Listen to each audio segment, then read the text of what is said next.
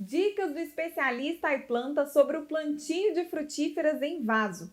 A principal diferença nesse tipo de cultivo é que o solo do vaso precisa estar mais estruturado nutricionalmente. As adubações têm que ocorrer periodicamente durante o ciclo de cultivo. Outra dica importante é na escolha do vaso. Escolha um vaso que mantenha a umidade do solo por mais tempo. E também, claro, um vaso que seja grande o suficiente para que a sua planta se desenvolva bem, principalmente para aquelas frutíferas que formam grandes árvores. Então, observe bastante na natureza. Se você escolher uma frutífera que costuma crescer bastante, isso quer dizer que as raízes dela também precisam de espaço. Então, escolha um vaso maior para o plantio. Outra dica importante é em relação à drenagem do vaso.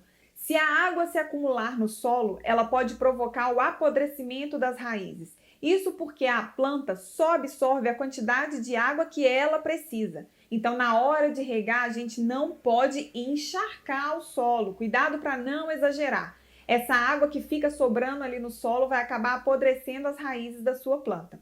Para a gente garantir uma boa drenagem, os vasos precisam ser furados na parte de baixo e ainda ter uma camada de drenagem também. Essa camada de drenagem a gente pode fazer com brita, pedrinhas, seixo de rio, até mesmo com cacos de telha, isopor ou até argila expandida, que é a mais comum.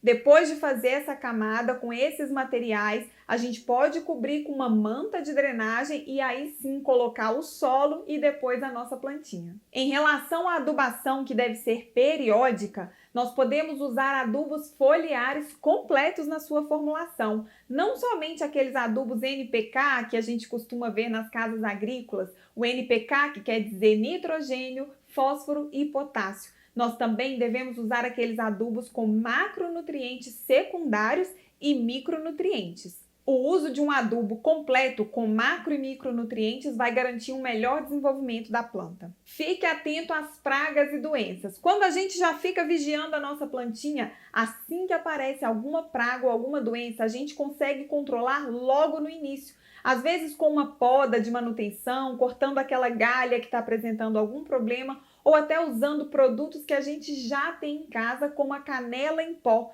Isso muitas vezes pode livrar as nossas plantas de uma grande infestação. Fique atento também na hora da colheita. O ideal é que a colheita dos frutos seja feita utilizando uma tesoura de poda, porque assim a gente causa menos dano na nossa planta. Lembra que cada ferida que a gente faz na nossa plantinha é uma porta de entrada para pragas e doenças. Fique ligadinho aqui no iPlanta, porque aqui sempre tem conteúdo novo e nós vamos trazer vários vídeos detalhando cada uma dessas dicas.